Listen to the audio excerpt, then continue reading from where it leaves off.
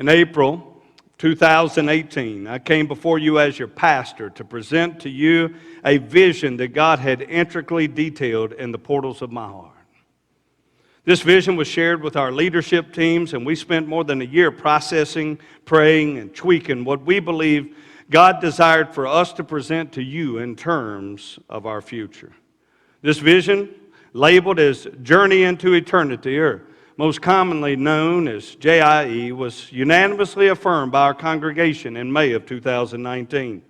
When this vision was presented, it was broken down into phases of how each aspect would be implemented in order for us to accomplish through these aspects over the entire 5-year period, how these would come together and be in completion.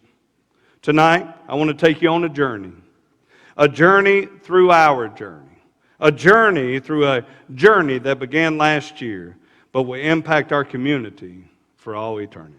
As we continue our journey within our journey through our journey, setting our sights now on phase 3 and 4, both of these phases encompass the purchasing of additional property and a building that would be used for future space of Grace Baptist Church and would also function as a community ministry center.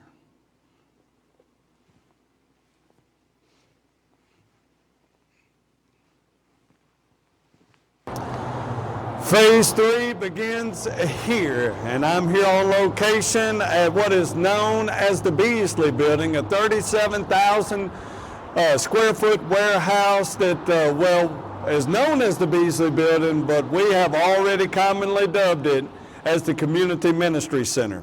Here would be a plan that would develop through 2019 and into 2020 and be a foundation to a plan to minister to our entire community through community ministry from a one-stop location.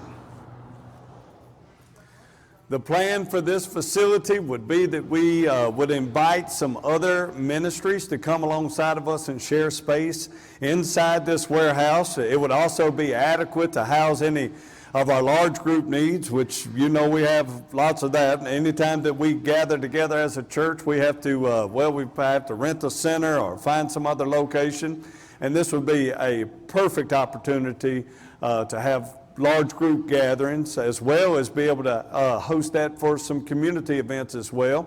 Also, our current admin building that we're leasing, the part, that plan would be that the admin building could relocate here inside this property, as well as any other church space needs that we have.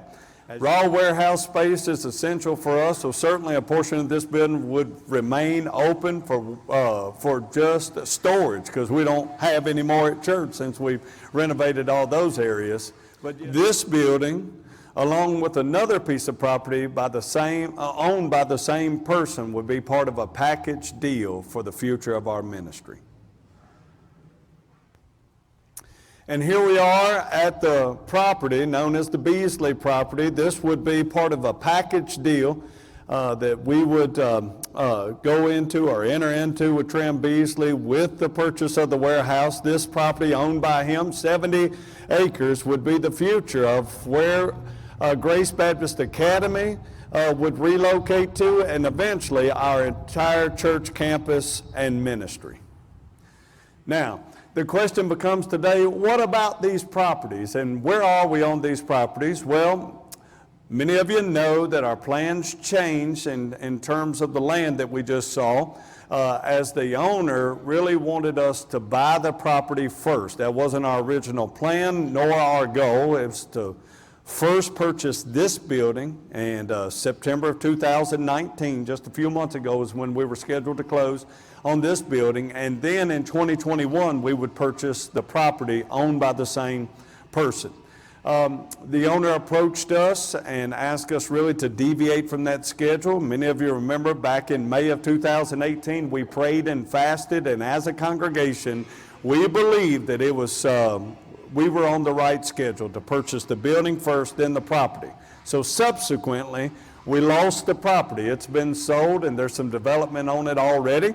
And but when one door closes, God always opens another door. I'll talk about that in just a minute. So, where are we on this building? Many of you know we spent many months in negotiations with Trim Beasley, the owner, and we came to a conclusion in September or August of 2019, and Trim and his brother did accept our proposal of $900,000. That's what we had set out to purchase this property for, but there was only one stipulation, and that was the fact that we could not pay cash for the building. They wanted that to receive, based on retirement set up, they wanted to receive that in equal installments over 10 years. We prayed about it as a leadership team, and we came to the conclusion that we need to postpone the purchase of this building for a period of time, so hopefully the conditions of that sale would change. And meanwhile, through all of this, God brought something else in store that would help us continue to grow, even with the loss of that property and the postponement of this property, that we also had to give attention to. And here is the open door. As we are on location at our brand new Greenbrier campus location, all of this is brand new and really what would be known as a deviation to our original plan. With the loss of the purchase of the land and then postponing the building purchase, we still have to have opportunity to grow, and the Lord knew that. Of course, all of this, none of this caught the Lord off guard. He knew, but yet we had to experience it. So when, as I said earlier, when one door closes, another opens. And here we are at Greenbrier campus. This is actually the brand new location where Greenbrier campus will begin to meet on January 5th. As you know, currently they're meeting in the middle school, but this is the provision that God has given to us to continue to grow and meet the spacing issues that we've had. As you have noticed over the last few months, as Greenbrier has transitioned, many of our folks came with Brother Johnny to help in this campus endeavor. And since the opening of Greenbrier, we've baptized 16 folks from here. We've had 5 surrender into ministry, and many guests have come and experienced the gospel. Many have joined the Greenbrier campus. As this campus continues to grow, it allows Grace Baptist Church as a whole to continue to minister to our community in various segments, and also continue to grow as a church without having to have additional space even on our campus. Now, as I'll talk about in just a few moments, we've got to make some permanent provision, but campus ministry here at Greenbrier, and then possibly in our future, another campus in another location of Robertson County. And throughout, as you already know, we have campuses in Italy. I'll talk more about that in just a few minutes as well.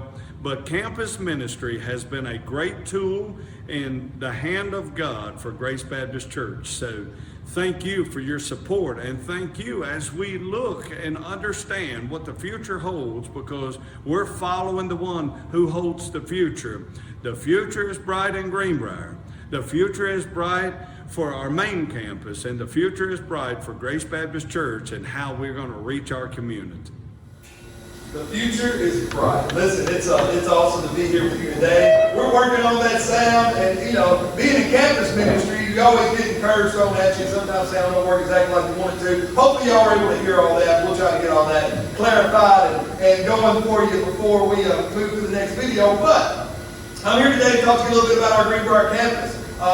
I'm so thankful for our church family as a whole that came together, prayed over it, and voted and wanted us to move and start campus ministry in Greenbrier. And it is going really, really well, if I do say so myself.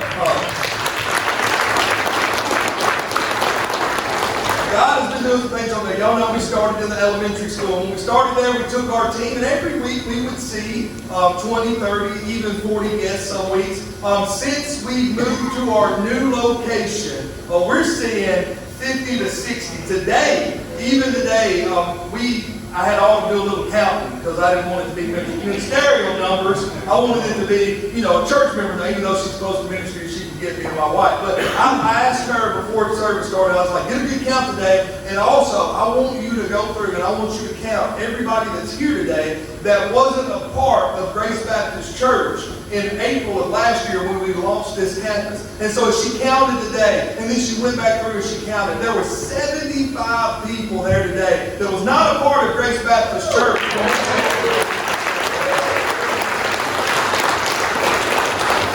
That has a lot to do with the people in this room. That has a lot to do with the people that go to church at the Greenbrier campus, a lot of people that go to church at the Springfield campus. Because everybody is telling everybody they know that lives anywhere close to Greenbrier about our campus there. Since we started, in less than a year, we've seen 28 additions through that campus. Many of those coming through the waters of baptism. So it's just a splendid thing to get to sit back and watch the Lord work. Sometimes, even myself, I get caught up in the numbers and I think, well, we're not doing that good. But then you look at it and you think, man, we haven't even been in existence over there for a year. And what God has already done, it's so amazing. And there's so many things that's on the horizon for that. When we started that campus, it was an opportunity for us to, part of our plan to be in this location, on this spot, for a long, long, long time. And so by us taking some boats, going over there and starting to reach people from Greenbrier at the Greenbrier campus, it alleviated some of the space issues that we had here. It opened up Sunday school space, it opened up worship space, and in turn, we've got great worship space over there. But I'm happy to report that we're already running out of Sunday school space. Yeah.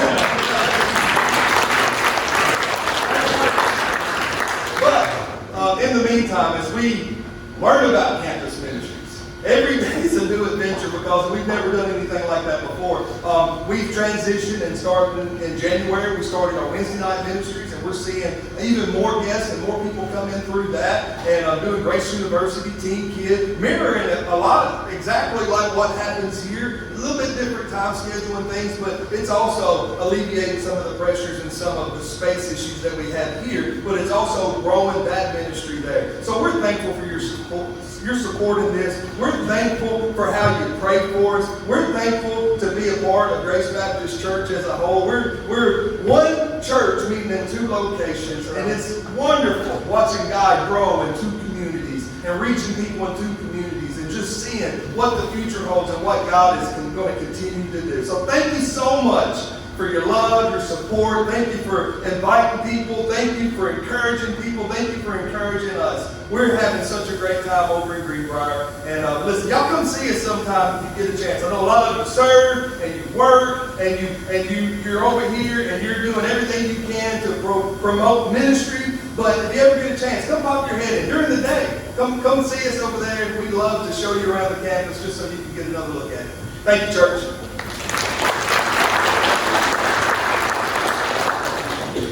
Where do we go from here? Well, this is the most exciting part of the night for me. Come on. As I preached last Sunday, one of the hardest but most rewarding aspects of our journey with Jesus is moving forward by faith. In that, just as God called Moses to send out 12 spies to survey the future and bring back a report and even a piece and a glimpse of the future, bring it back to the congregation in regards to going to the promised land, I believe that this is exactly what God has called us to do. Because some of our short-term plans and our long-term plans have had some variations and deviations, I believe that we need to regroup. And in that, I believe that we ought to assemble a group of spies to go out and venture into the future, to see how God intends for us to continue in our journey into eternity. Upon the deacon's approval, I'm going to pray through the assembling of a journey team to explore the options we have in building a facility that would encompass the need for GBA's future, as well as the relocation of our admin building, and satisfy also the space needed for us to be in one location as we meet as a church on Sundays and Wednesdays for worship, and all the other ministries that are housed throughout the week, all here at the main campus. Perhaps the exploration would include a facility adequate for all of our needs, and even constructed right here on our current property. Again, as I said in the video, this doesn't void or negate our future purchase of the Community Ministry Center, but this just might serve as an intermediate step of taking care of housing our current short-term ministry needs as we move into the future. Well, amen and amen. Many of you recall that these are segments that have been taken from our JIE update that we did back in December of 2019, just a couple of months ago. And I wanted to come before you and give you an update of really where we are, where we've been, and where we're headed. And that's a little bit about what today is all about. In December, I said that upon the deacon's approval that I would assemble and pray through it, and that we collectively would approve as a deacon body a journey team. And this journey team was going to be much like the spies that Moses sent out at the Promised Land. And I'm back in Numbers. I didn't get to preach today, so y'all don't get me started, okay? Because I'll get to preaching on that. But how those spies were challenged and charged to go and see a glimpse of the future and bring back a piece of that. And I believe that's exactly what our journey team will do. We have assembled that team. We have a planned meeting. Our first meeting will be March 8th. And at that meeting, this is what we're going to do. And this is what I'm going to challenge and charge the journey team with looking. Just going out and getting a glimpse of the future, because as you know, up to this point, all the plans that God had unfolded and that we came to you as a leadership team in April of 2017, we told you that more than likely, in order to continue to grow, we were going to have to relocate. As far as this current piece of property, we're just about out of buildable space, as it is right now. Now, maybe that'll change after this meeting and through the month of March, but we're just about out. By the time you calculate in parking lots, and we just, this time last year, we developed that front parking lot. But in terms of buildable space, we're almost out. So we looked and said, you know, the only direction that we have is we continue to grow as a church, and then we can take in other considerations such as GBA, Grace Baptist Academy, and what God is doing there. We're going to have to have more space, and we don't know that we can do it here. Okay, so as you saw in the video, the original video, we set out for a piece of land that's just right down the road. But in all these efforts, thus far, God has kind of closed the door. Not completely shut the door out on some, shut the door on some aspects, but as far as relocation, those properties, okay, that door has been closed. And we as a group just kind of been praying, just kind of going along and trying to figure out, you know, why those doors closed. But as I said in the video, when one door closes, God always opens another. That's where the Greenbrier campus came in. If you go back to April 2017, you remember that there was no plans for a campus, a satellite campus here in Robertson County. We've got satellite campuses over in Italy, but it's different here. That was not part of our growth strategy. And I believe that when these doors began to close on some of these properties that we looked at, I believe that's where God began to avenue opening doors, up to and including where we are right now. And that is the fact that we've got the possibility of adding to our space. That's why we're calling this the property expansion plan. We had the opportunity to alleviate what I said. I said we don't really have any more space, buildable space here, but that could change. Now, with that being said, what exactly is the journey team going to do? And really, Pastor, you might ask, what kind of space needs do we have? If you've been in worship any time, and today was a good measure of that. We had a great number on campus. I don't have the official number yet, but between both worship services today, and we had a great crowd. But here's the thing: you still have room. We still have room. So finally, after 12 years. Look, really, Don, you can attest to this. this, after about the last 11 years, we're finally at a spot where we can say that we've got space, especially for worship, okay? That is, with the addition of the Greenbrier campus, it has really opened the door of opportunity for space. So you say, well, what kind of space needs do we have? Well, here's the thing, we're not planning on quitting growing. And somebody ought to say amen on that. I mean, we just started this thing. We've just begun in what God wants to do for the future. So we've got to take in consideration that, but we also got to take in consideration when we postponed the purchase of the Beasley building, the Community Ministry Center. And again, we didn't shut the door on that. We just postponed it. We agreed to come back in 2 years.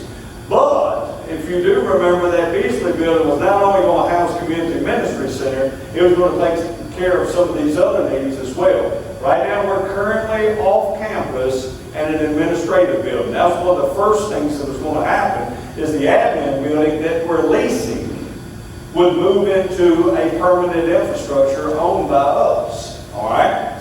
So we also, on Wednesday night, you know that Brother Michael, and we've gone through several schedule changes in our youth department because it continues to grow. All right, and we've run out of space. So about 18 months ago, we picked up a lease with the YMCA. And you know that our middle schoolers, they meet at the YMCA. They do worship here, and then they go for their connect time. So that's another lease that we got to do something with that would have been satisfied with the Community Ministry Center. Another area of space that we have to consider is the future of Grace Baptist Academy. Okay? We began Grace Baptist Academy. It's going well. We started with 24 students. I think that's an incredible start. We already have 2. Listen, we hadn't even opened registration. This is from our current students and MDO students. We already have 2 pre-K4 classes already registered, our room for 2 pre-K4 classes. We hadn't even started open registration, and we've already got 5 kindergarten students ready to come in August. Isn't that amazing? So, with all that being said, there's no turning back on Grace Baptist Academy, even if we don't want to turn back anyway. So this is what God's called us to do. So we've got to be able to house that space. As you know, we're in current renovations in the children's wing. If you've not been able to go down there, I want you to do that. But at the end of the day, these children's wing renovations are more for aesthetics than they are for purpose. We're still waiting on final approval from the state to be able to go in and make those modifications in that wing that will satisfy state fire codes and all the things that we can put our students back there, okay? But our Grace Baptist Academy goes to a whole nother level when you start putting state school, you got state regulations, okay? So we've got to figure that out and then correct the cost around this, okay?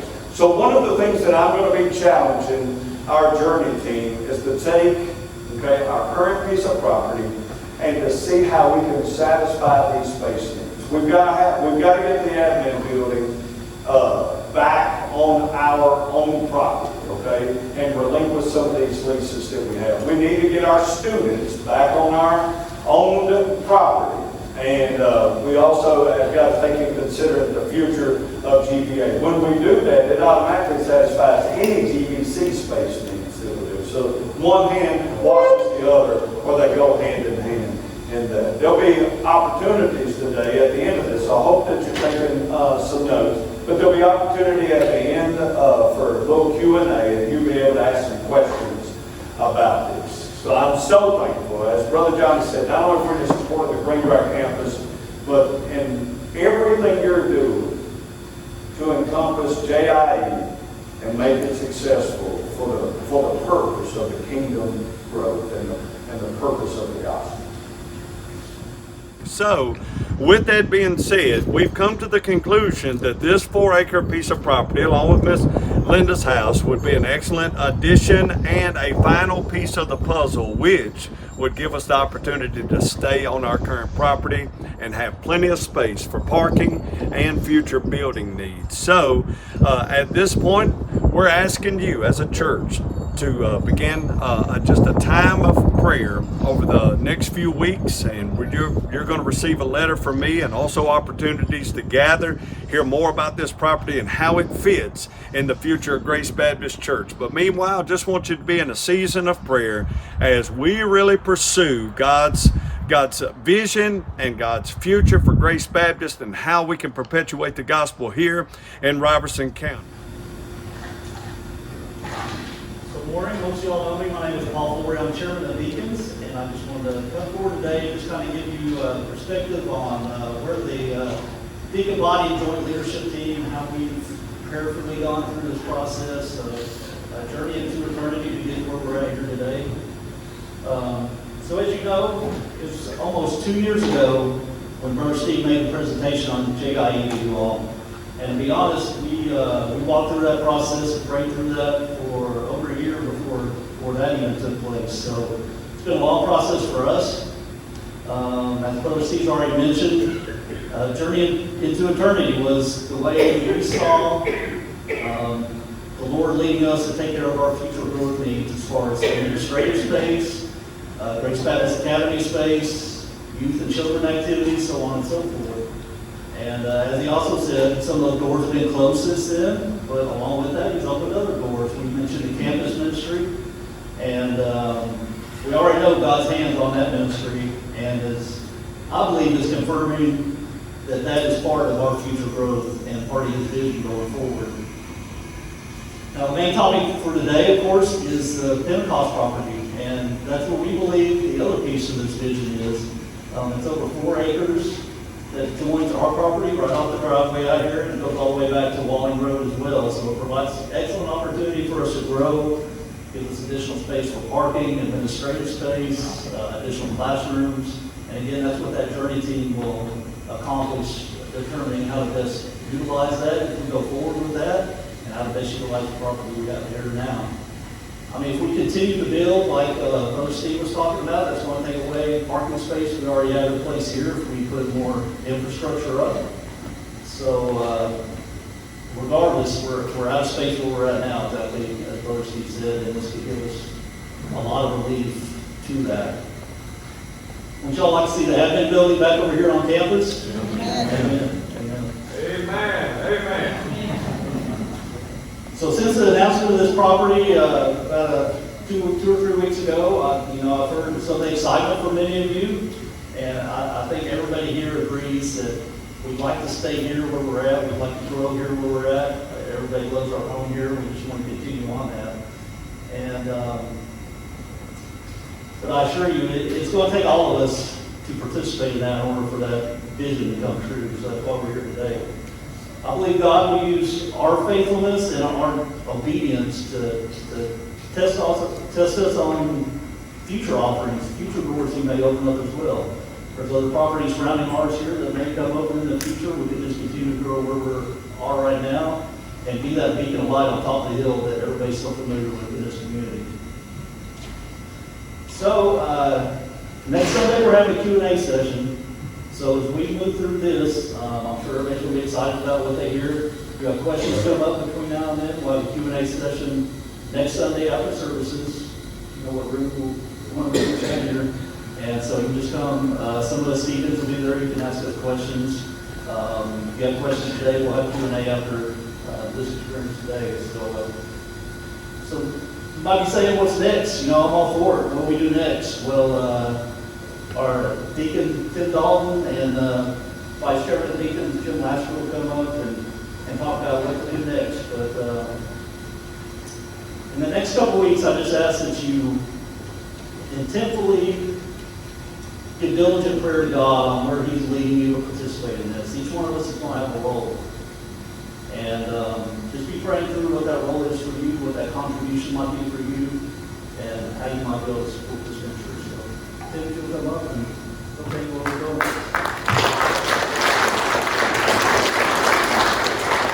Well, thank everybody for being here. It's always a pleasure to be able to come together and be talking about the things that the Lord has and just have an opportunity to be part of what He's doing. And so as Paul alluded to, next week there'll be a Q&A. I was asked to come and speak on the, what's after that. So, Grace Baptist Church, we are under contract to purchase the property, the 4-acre property right here. There is a contingency in that contract, and which leads us to March 1st. On March 1st is the day that we will all come together as one, one family.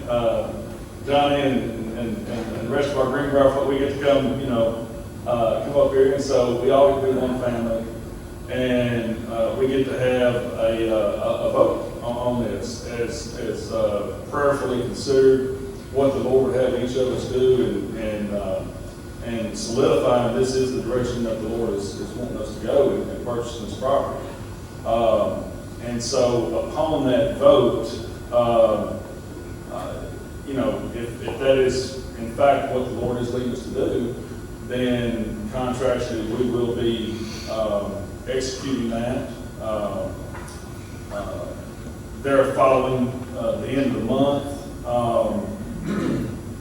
And Brother Jim Laster is going to come up and he's going to speak to that a little bit and what kind of looks like and what that looks like afterwards. And so this week, as of today, we'll have a Q&A after this. Next week, we'll have a Q&A down here in one of the rooms, as well as the Greenbrier campus. We'll have that. We'll host that there as well. March 1st, we will all come together here on this campus as one church family, and we will, essentially solidify that contract with the approval vote of yes, and we'll see what the Lord, where He leads us. So, Brother Tim, if you want to come up and fill in where I left off and kind of take them the rest of the way there. Thank y'all for having the opportunity to serve. Good afternoon, church, brother and sister. Good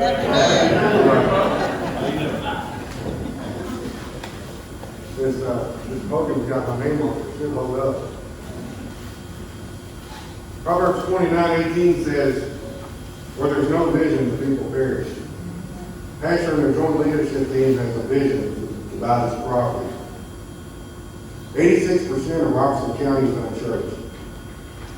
We're not trying to be the biggest church. We're just trying to do as the Lord's commanded us. Matthew 28:19 says, go into all the world and preach the gospel.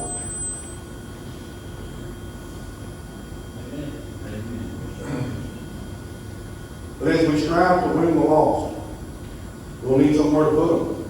We'll need somewhere to disciple them. We'll need somewhere to teach them how to reach others. As I think about myself recently, if you go according to age, my time here is about half over. My job is to teach my kids and your kids and everyone else's kids who aren't being taught how to win the lost. Covered my nose and lost my place. We need to get the administration back over here in church where it belongs. GBA will be growing. And I don't know if you guys have noticed this or not, but Springfield is moving this way. I love where our church sits. I love being the church up on the hill. But we're going to have to grow. And we should always remember that a church that's not growing is dying. I don't want to come through here. I don't want my kids to come through and say, Grace Baptist Church used to be there. I want my kids to pull up into a complex with their kids and with my grandkids' kids and say, this is a house that God used Papa to build. Put your name in there. As Brother Tim said, on March 1st, we're going to vote. We have a very important decision to make at the church body. And Lord willing, we're going to approve this vote. And on March 29th, we're going to come together and we're going to have a one-time offer to buy this piece of property. I'm asking you to please pray. Ask God, with His help, how you can help us purchase this piece of property.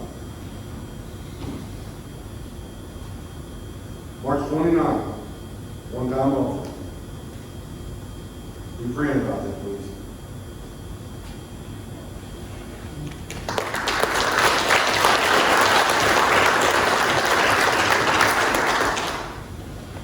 Thank you, Tim and Jim and Paul, and for just enlightening us really on where we are. So here's the question: where do we go from here? Okay, you've heard the vision, you've seen where we've been and really what has brought us to this point. So where do we go from here?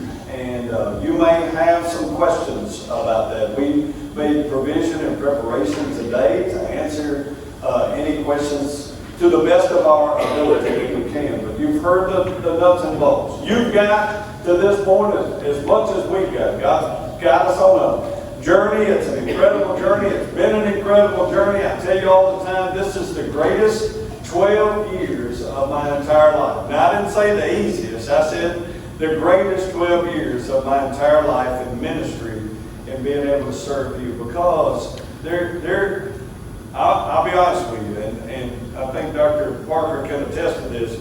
Dr. Grubbs, who did an awesome job at just leading us today in his word, but he sees, and the folks that come from the outside perspective see that there's nothing like this anywhere.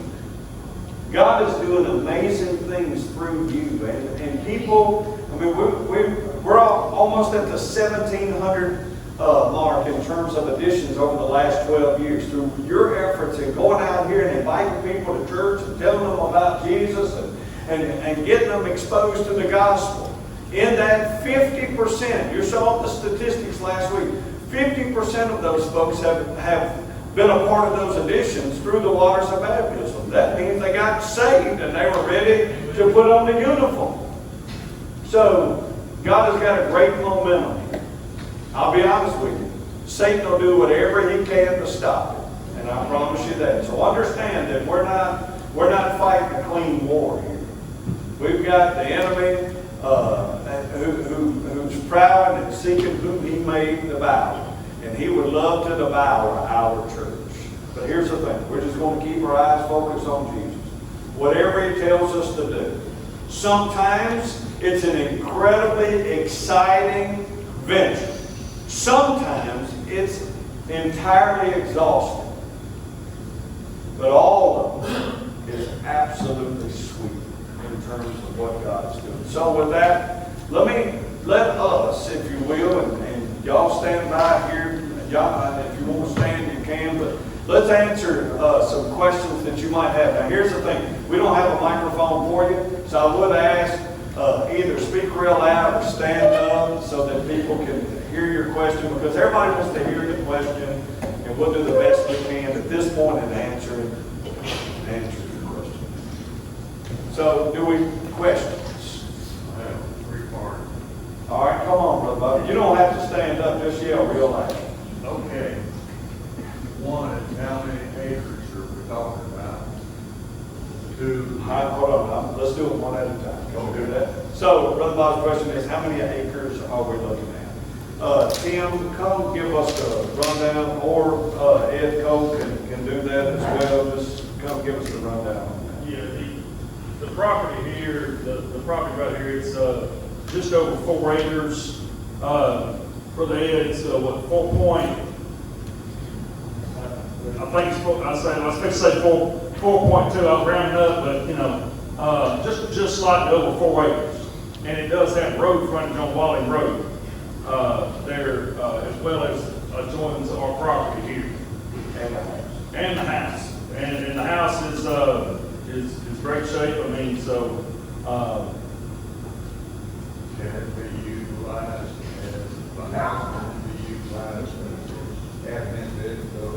All right, the question is, can it be used, the house that's on the current property, can it be used as an admin building? That's really a question that the Journey team would make exploration of. At this point, we currently house 5,000 square feet of admin space. That house is approximately under roof, 2,000 square feet, but it's only about 1,500 that's finished with that. So, but that's going to be a question, can it be added on to? What exactly can that house be used for?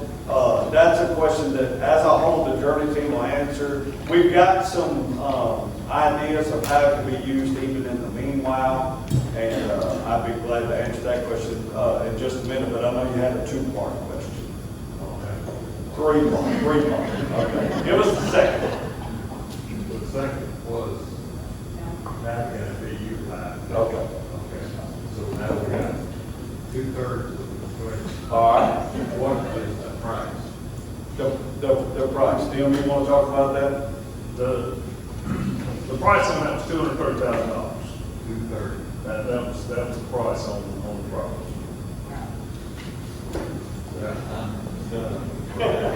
All right. Well, thank you. That's a great question. Well, thank you. All right. Other questions? Right. What happens if we don't buy the property?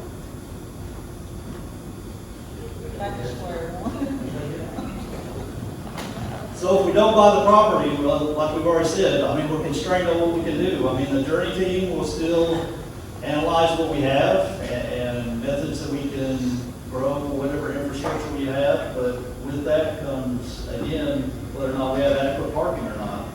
So, I mean, there's going to be limitations if we don't purchase this property in order to stay on our current location.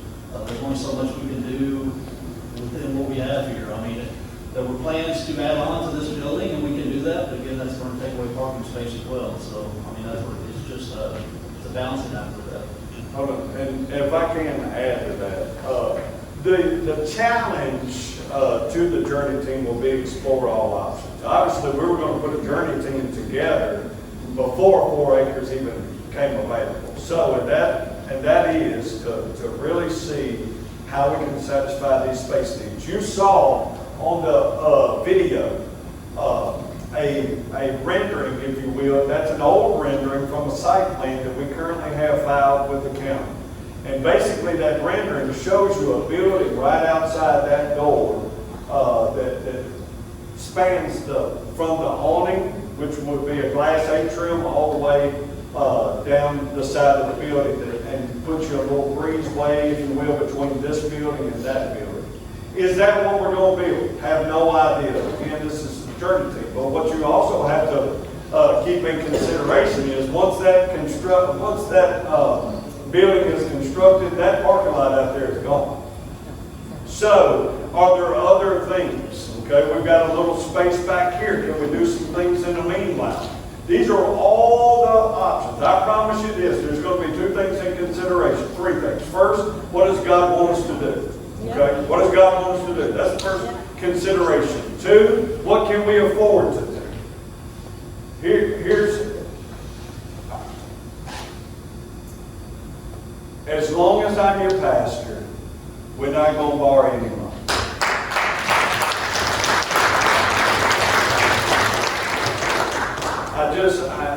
I've wrestled with that.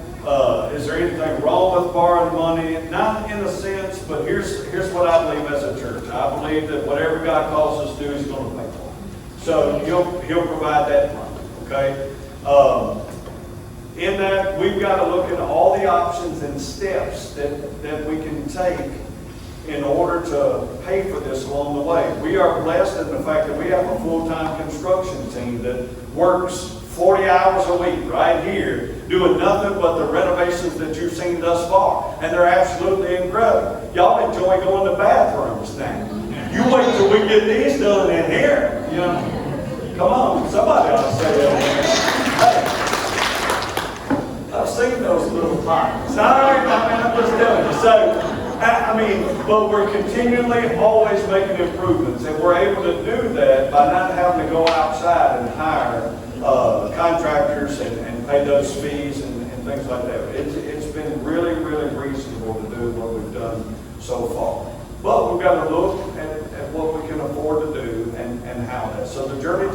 charged with all of that. The third aspect is making the most of what we have. At Grace Baptist, for the last 12 years, we've made the most. God has made little out of much. He's made little out of much. Now, it's cost us 7 schedule changes. All right? I mean, we've been doubled up, and we've expanded this and expanded that. I mean, we've turned room closets into Sunday school classes if we thought that, you know, it would house somebody. But we're going to make as much in what we have and let that expand. So good question, Clay. I jumped on that. Hold on, I got to go to Harold first. All right, got one question on, if we bought that parking there, is it mostly gonna be used for parking, basically? Yeah, that's what the journey team's for, to explore all that. Is that what we'll be using that for? Well, my question is this, all right, so we get that. We build all over here like we're talking about and everything. Who owns the land that's connected into that property back? There's a lady who owns 14.28 acres here, and then there's a homeowner here.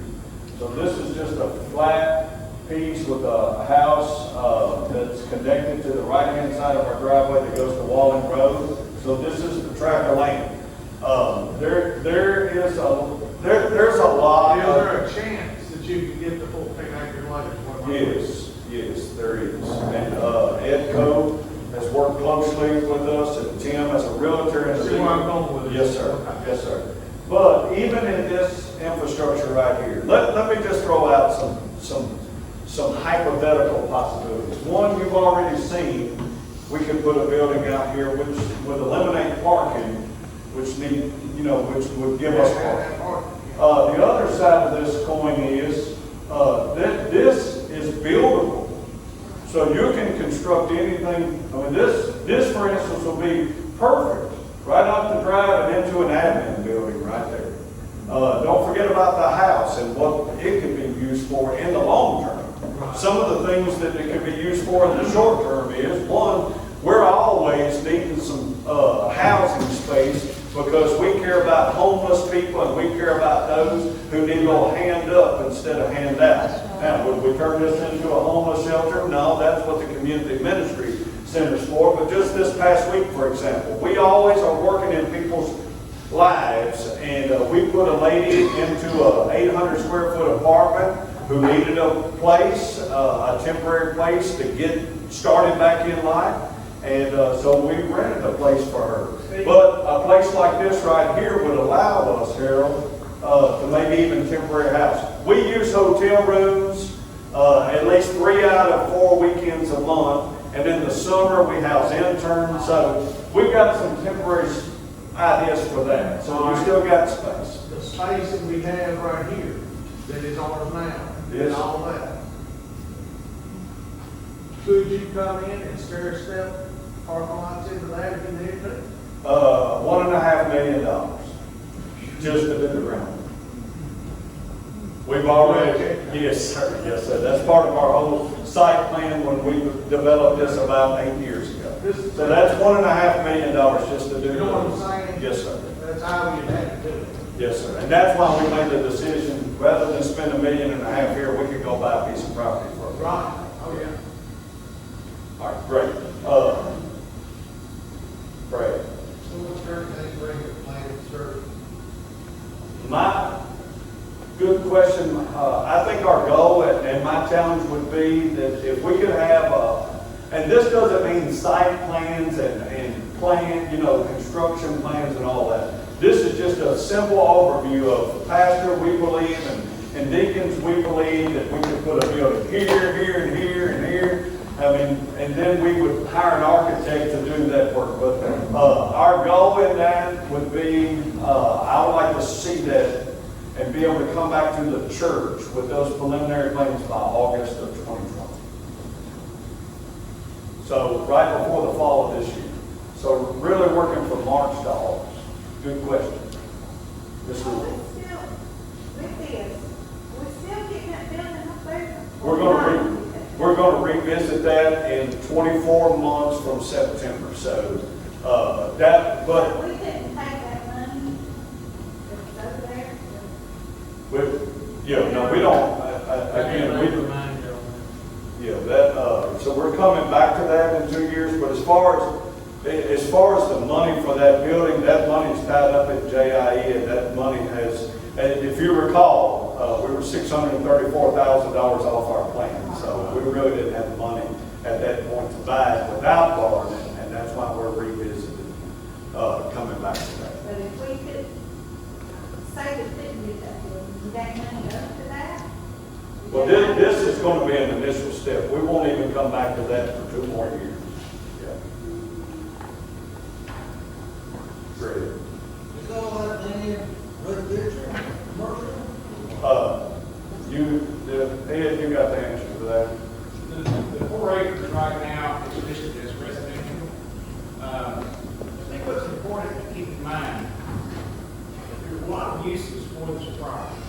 It doesn't have to be any one set thing. You're only going to get the opportunity to buy what you want because we're doing once in a while. We're going to grow. We're going to expand.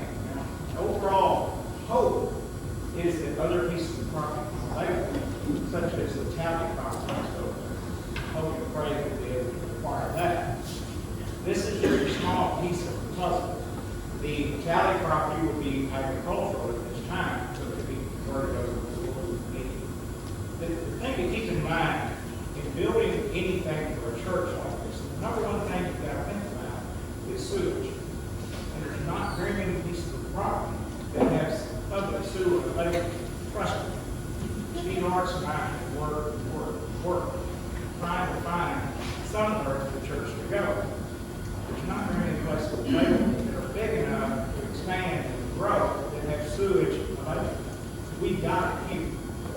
Every piece of property that we came up on, we looked at what could we do on that. The price was astronomical. And then you have to look at how the ground lays. The property in front of the church, and there's such a slope, the cost to build there is out of sight. And that's what we found on other pieces of property that we were trying to look at to explore.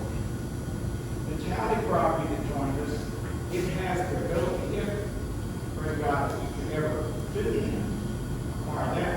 The property of Ms. Nettosh, it falls gently down to the Walling Road. There's a lot of things you can go in there and bench that out like we were talking about a minute ago in front of the property. That's the reason why this is such a key piece of property for the church.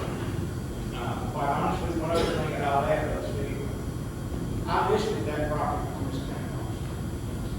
I encouraged her to list it higher than she listed it. The way this came about, she asked me to help her find a condo or a small house. I get that request quite often. I didn't know how serious she was or she wasn't. She met with my wife and I one Saturday. We found something that fit her like a glove, and she said, I want to make an offering today. We did.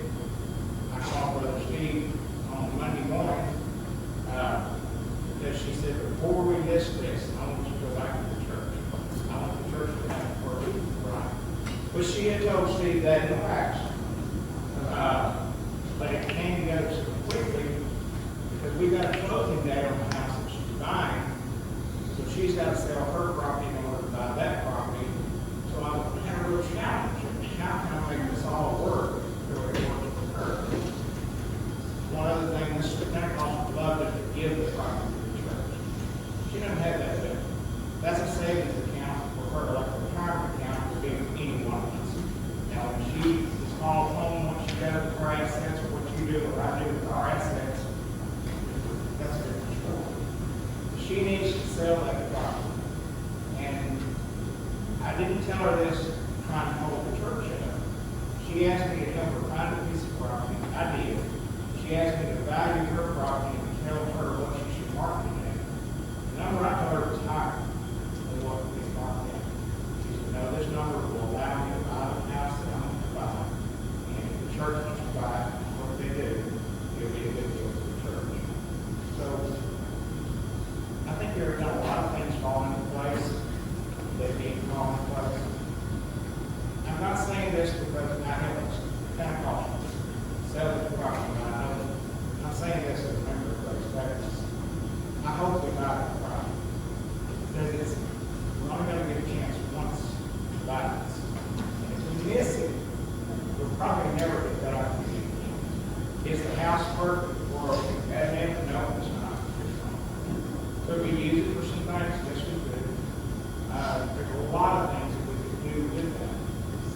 That's not the property. In my opinion, it's going to solve all the problems. It's just the first keystone piece that helps us put the rest of it together. Well, it keeps you moving. Greg, and as far as the zoning, that, for us as a nonprofit, we have the privilege that none of that really pertains. Just like our property now is on agriculture, we kind of get an exemption on that, so that property can be used for whatever, in terms of ministry. Mike Party? How does, whatever we decide, how's that going to measure with residential areas that's adjacent to it? You want to talk about that, Tim? And really, there's only one in question, the neighbor right beside Miss Pentecost. That property runs adjacent, but all the rest of the properties are really pinned in around Walling Road, so they don't really even see or have access to Miss Linda's house now. It's just one beside, and then there's one. There's nothing on this side at all, so it really gives us. But Tim, I'll let you if you've got anything else to add. No, that's it. And I know with the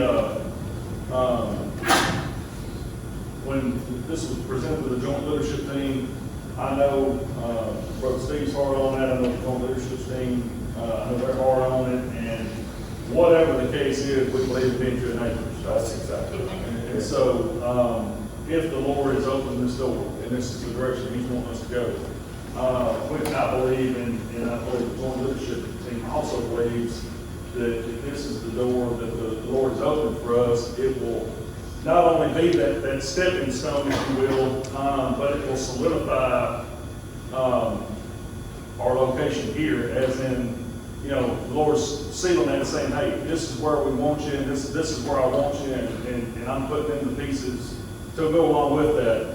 As he mentioned, the town property, the Lord knows where He wants and what He wants, and He will reveal that to us in due time. Just as He has this opportunity. So, How much additional acreage do we actually need to take care of the admin deal and the kids at the Miami GA and the GDA? Do we have any idea? Honestly, I mean, that's part of this development with the journey team to really explore that. But,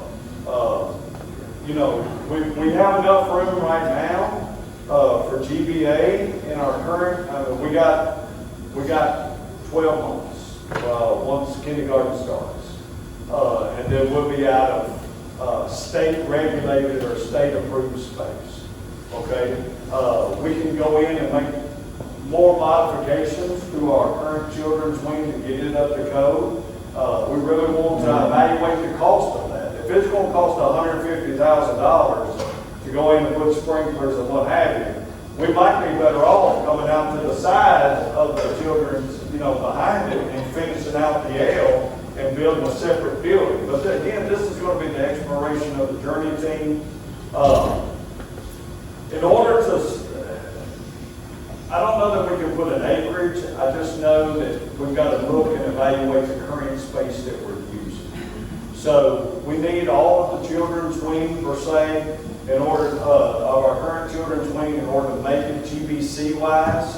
We need modifications to that to make it GBA wise, and which really pushes the youth out who are holding on in there by a thread anyway, because we're already using the lights. So, I mean, we've got those evaluations that this team has to take into consideration. And acreage, I don't know, but those space needs are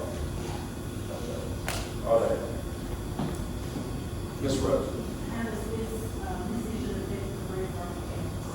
How does this decision to buy this property affect the Greenbrier campus? Well, Johnny, you want to come speak to that? I'd love to. It's going to cause it to grow.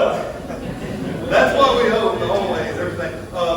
The way the Greenbrier campus works, sometimes people ask questions, and sometimes people are confused about what we're doing over there. The Greenbrier campus is always going to exist. As long as the Lord allows us to be over there, we're going to minister in Greenbrier. He's proven to us that there's a need for another church in Greenbrier, and as we continue to grow, I think we're going to see that more and more and more. But as far as the Greenbrier campus goes, right now, in Springfield, we're scattered out all over the place. And when we're scattered out all over the place, that means our money is scattered out all over the place.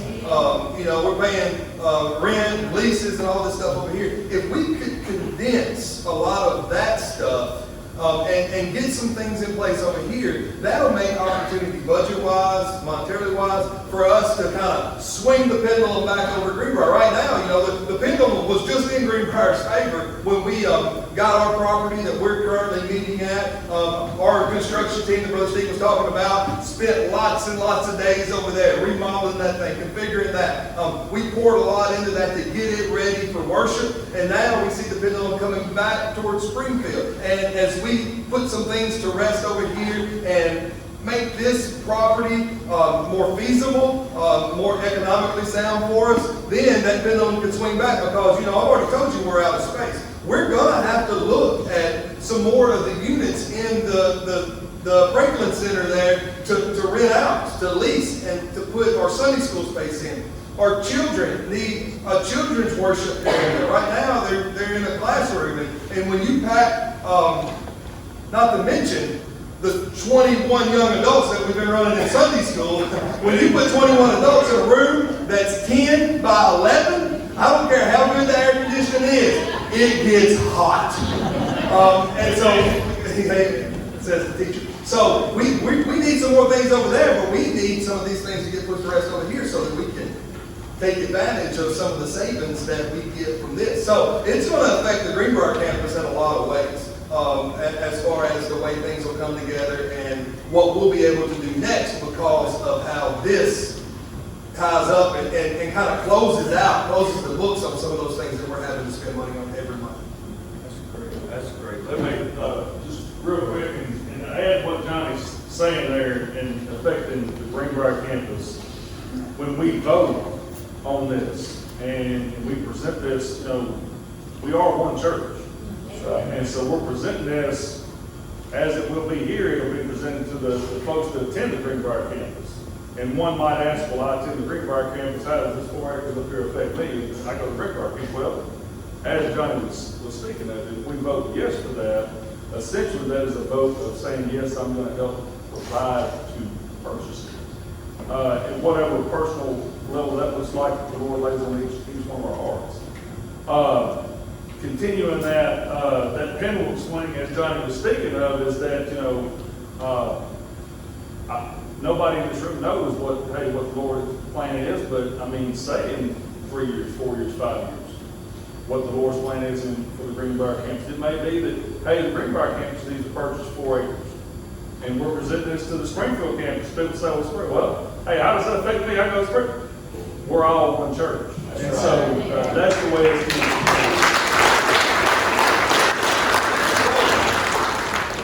be. Keep your eyes open for some tally property in Greenbrier. That's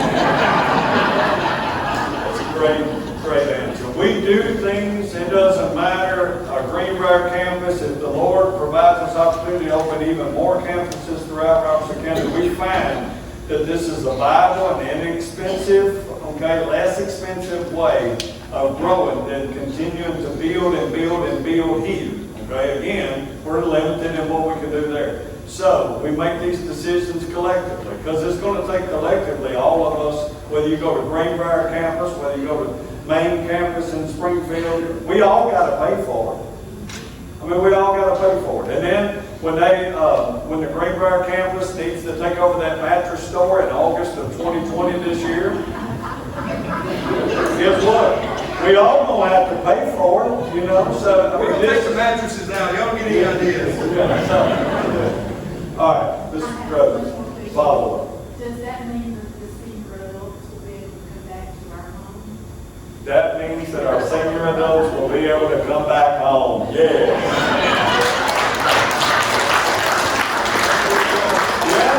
The admin space has been great. If you don't know this, our Brother Bob's senior adult class has grown so extensively that we don't have a place here to house them, so they drive over to the admin building, which some don't mind because they get to the catfish house before anybody else. I'm not saying any names, but it's a little bit closer in town. But yes, so that means if there's no admin building there, if it's here, that means we're all coming back here. All right, all right, Greg, you've got a follow-up question? Yeah, is there any loan on that to help pay for costs back? No, sir. No, it's good, flat, clear land. Turtle. The one-time offering will happen on March 29th. So, let's think about this for a minute. We're coming together on March 1st, okay? The deacons and I prayed extensively because it's not easy to do that anymore. It's not like you can just turn on a dime and say, hey, we're going to close the Greenbrier campus. But Johnny just said, there's 75 there today that don't go, that aren't a part of our normal church, that they're new to that. Okay? So it's going to be a little bit of adjustment for them to come over here. And think about the ones who are planning on coming to that campus that day. And they get there, the door's locked.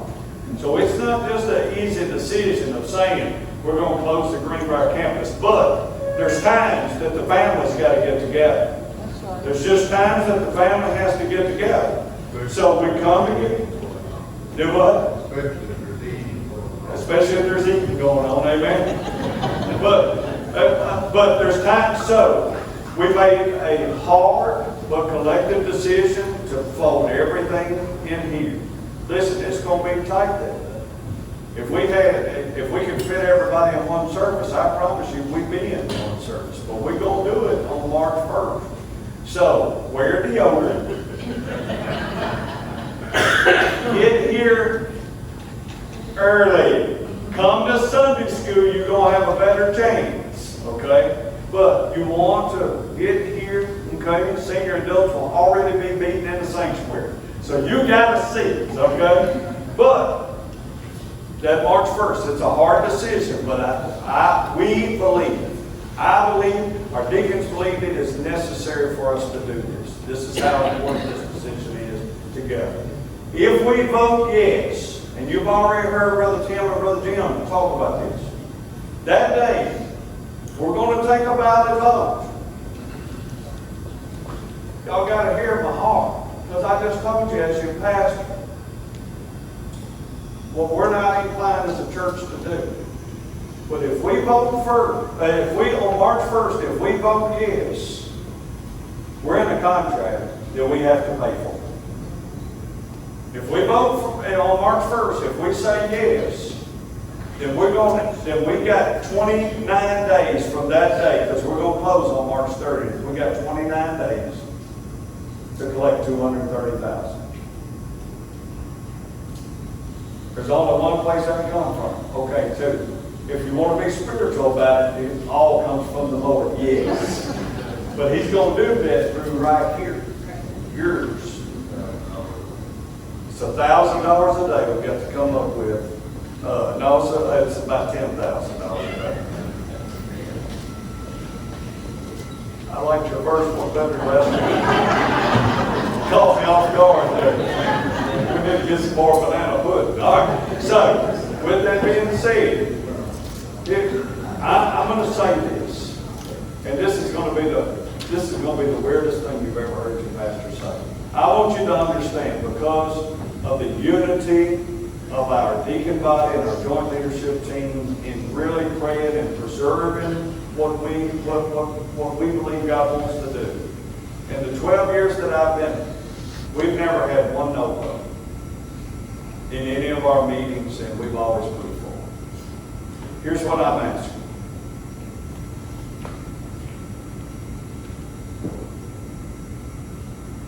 If you believe this is our future, on March 1st, I want you to vote yes. But look at it.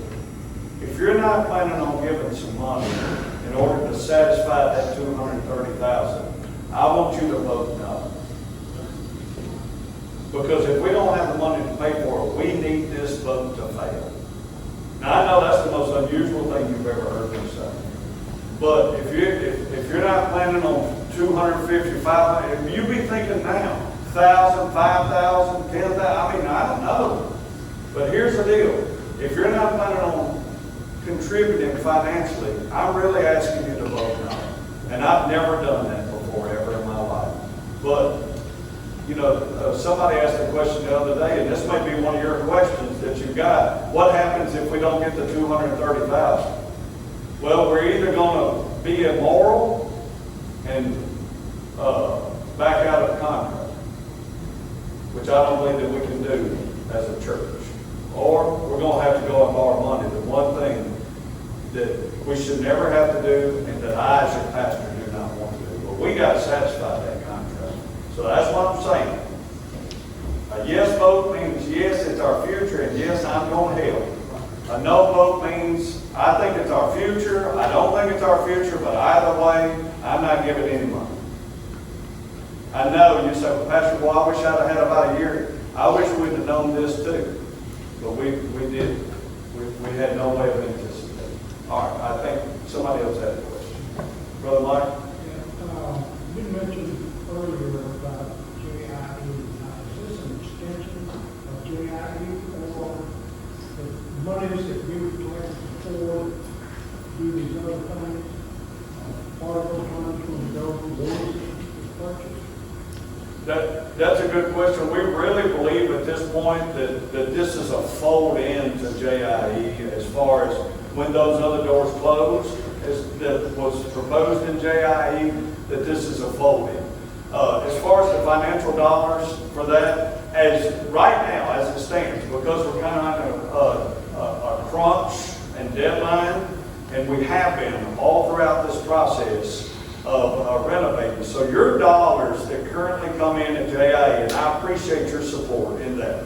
We appreciate it. And your JIE dollars, as you saw in that whole video back in December, have gone a long way. I mean, we've been able to save and do things here at about 40% of what it would cost to hire contractors to do. But as your money comes in, even right now currently in the children's renovations, as your money comes in, it's going right back out. So it's really, right now, as far as any kind of additional funds that I think we may have don't quote me on this, but we may have $11,000 JIE. But again, all those dollars that have been poured in, you've seen, I don't even know what the price ticket is on our children's renovations, but it's absolutely incredible right now. So, I mean, again, these dollars are coming in, but we're putting them to use with our construction team. So, there's not much there that we're going for this at all. But, so we got, we take the Greenbrier campus people, and then us. How many families are we talking about? we have 329 giving units. 300, and they give it Price tag on, I'm trying to get an idea of a general price tag per family. Somewhere around $700 a family. Obviously, there's some in that 329 given units, and that's active families that are represented. That doesn't mean 329 people. That means it could be a family, it could be a single, but a given unit, a possible given unit. So somewhere around $700 a given unit. Now, there are some in our church that $700 doesn't no way. There's others in our church that 700, they could do far more than that. So that's what we've got to do is pray through what that looks like as an individual. But if you wanted to break it down, it's about around $700 per given unit. When you say a given unit, are those units that are giving or units that are paid for?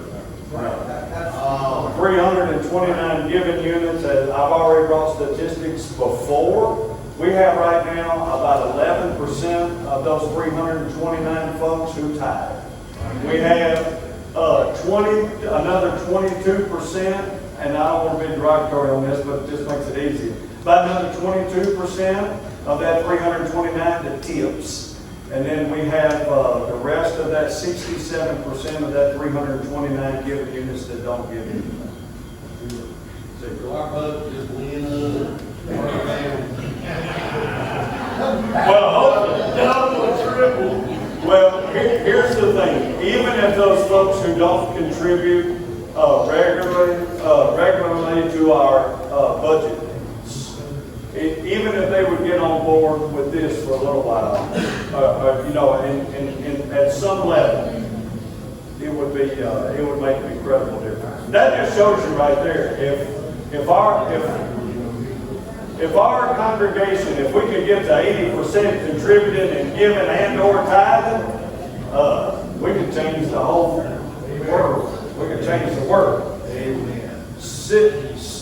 33% of our church support a $1.6 million budget. Thank you for those of you who do. And that's better than most churches. Most churches average about 1.7% tithe. Amen. Will there be a bill going out to the church families to let them know about the vote and any information after this meeting? No. What we decided to do, I was going to write a letter to all the active members of our congregation. But that letter we superimposed inside last week's bulletin. We'll have another reprint of that this coming week. But we did that to not only inform our members and let them see, but that also allows those who may be members to see what we're doing, and that might, we felt like that might prompt them not only to get involved in this project, but to get involved in the life project. So that we went that route. Philip. What do you estimate the savings would be to the church when we come out of this other year plans? When our lease expires, right now we pay $3,000 a month for our admin. The reason why we got that so inexpensively is because the equivalent of over $100,000 worth of remodel work we did for about $25,000 because of our construction team. Well, when you go into $100,000 worth of work, they're willing to give you a discount on your rent. So we traded that off, but our lease is up next April, which gives us about a year from now, and that lease will go to about $45,000, if not $5,000 a month. Okay, so you got that $5,000. We currently spend $600 a month at the Y. And then we spend $1,400 a month, $1,400 a month transporting kids just to the Y. So when you put those $2,000, we can save easily $7,000 to $8,000 a month just on leases alone. Did that answer your question? What was that one? 5 weeks, 4 weeks, 4 weeks? I would say about 5.5 weeks. Railway plan? I promise you, if you write a check or anything, or give online or text or whatever, we'll have, beginning tomorrow, PEP.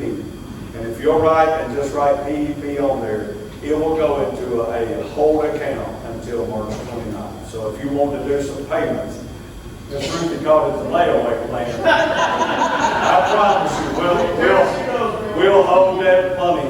We'll hold that money to the side in one of our savings accounts. Yes. About $8,000 a month. Yes, it will. And that savings, we put it together, and again, that gives us cash to buy that building. So you're right. That's a good. Well, if we don't buy this piece of property, it could mess us up and get 14 acres today. And if we don't buy that piece of property, we still get 14 acres, then you have somebody say, no, that. Could have wandered in the wilderness for 40 years.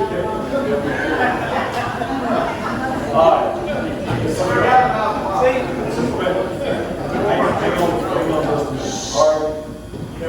One thing that I would ask the members of this church right here to consider now,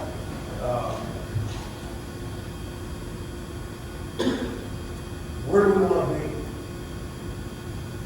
What is the cost of following the Lord? What is your heart saying to you?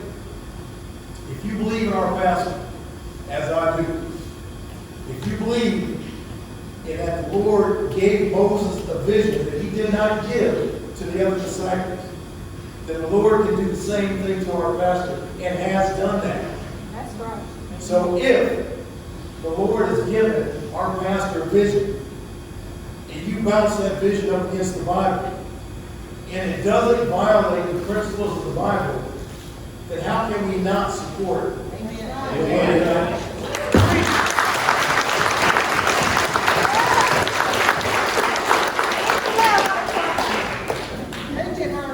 If the amount you're giving doesn't stretch your faith a little, probably wasn't enough.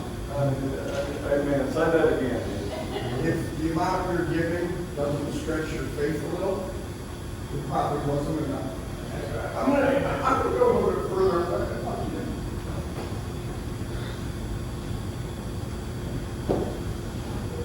This past week, I was asked to give something. And I asked how bad they needed it. Should I give it all, or should I give part and let somebody else pay the rest? And I let somebody else pay the rest. And I've been all right since. I had the ability to give it. That same day, I lost exactly the amount that I didn't give. It was absolutely a blessing that I had been given before. I heard from God, I didn't give you enough. I shared that story with Pastor Lester. It's not something that I just came up with to take lately. Well, you're going to have some questions that come along the way. I want to close here with a couple of things, okay? And one, you can call me, any of our deacons, at any time, and ask questions. You don't have to wait for a Q&A. My door is always open. And if you said, Pastor, I just need to come see you, okay? Let me have off tomorrow. Come see you Tuesday. But my door's still open. I just won't be in there. But I'm going to tell you two things. I do love you. I am. When I tell you that I'm proud of you, I am. Because I've never known people like you, honestly. I've never heard of people like you. In all my days, in my short tenure as a pastor, I've never known anything like this. When I say it's the best 12 years of my entire life, I'm telling you, it's incredible. And it's because of you and what you're doing. We have not always got it right. We've tried. I think you know that our leadership, we pray, and oftentimes we even fast and pray, and we really want to hone in on what God wants us to do as a church to continue to grow. That's been my heart since I've been here, to see people get saved. That's why I was willing to go down there after hammering down on y'all Wednesday night and have Tim invite me to go preach in a barn. I went, okay. And there are 3 people who gave their life to Jesus. One of them is here today.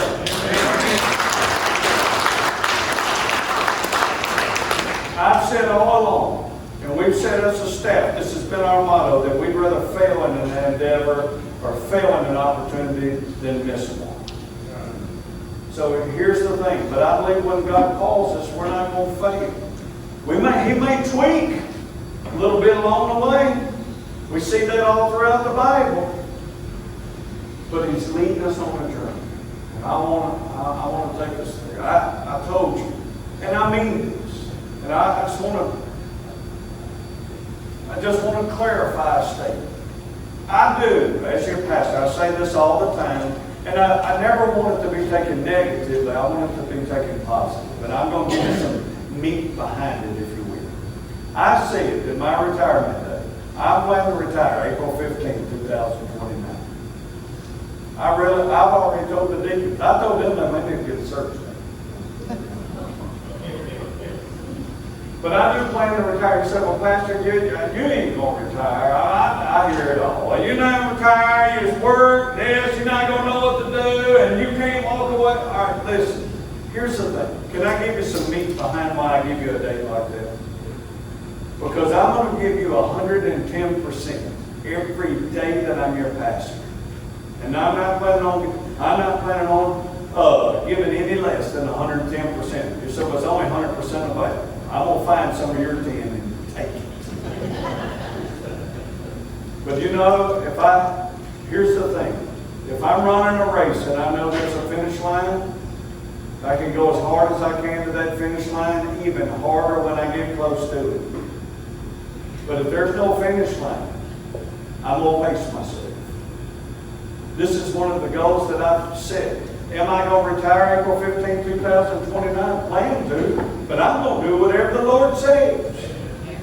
But if I can put in my mind, Turtle, that April 20, that's the finish line, I'm going to go as hard as I can to it till we get there as your pastor.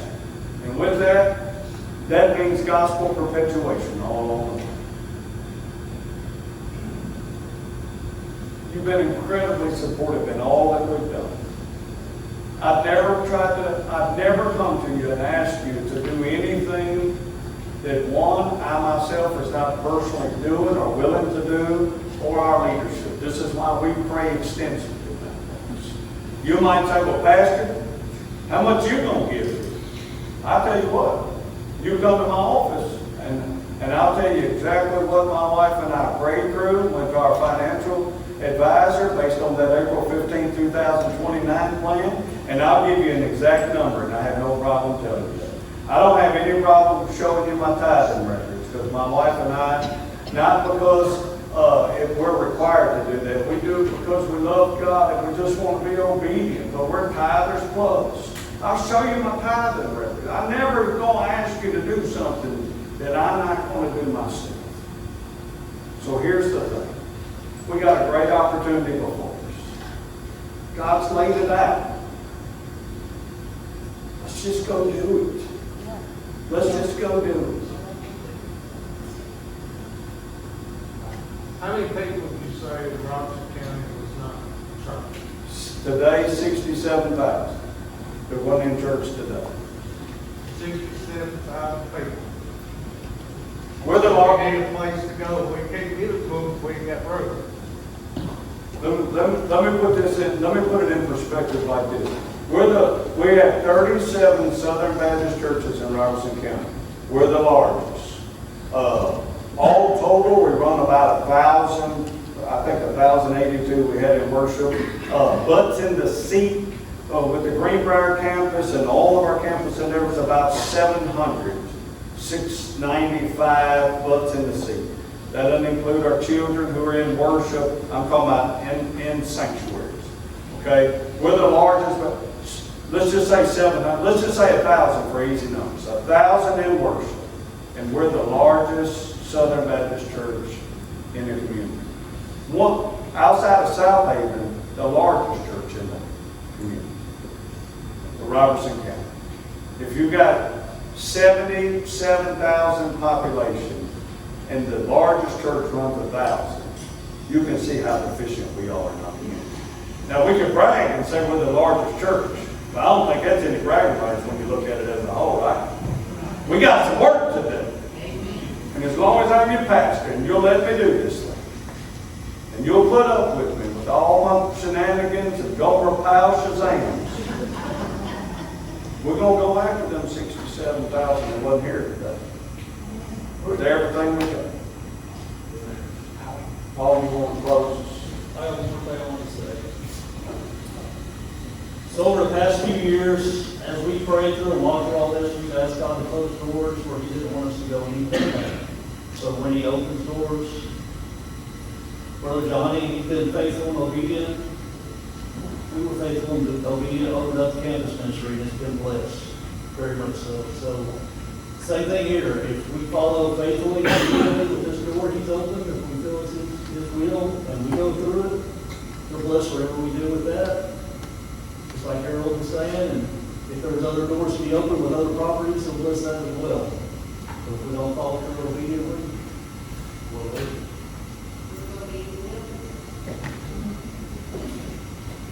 You can't let the church go back because you ain't had no harm. Can't happen. All right, so let's pray. Heavenly gracious Father, Lord, just thank you for this opportunity, Lord, just to get together with Christians, talk about your house, Lord, talk about your future in this house, Lord, talk about how we may reach other people. Not only just waiting for the future, but tomorrow, next month, next year, Lord, and how you plan to do that through us. Lord, I ask that you be with each and every person here tonight. I ask that you be with each and every person not here tonight. And just lay on their hearts what your word is to them and how they should participate in this work, Lord. Lord, I ask that you bless the Greenbrier campus, Lord.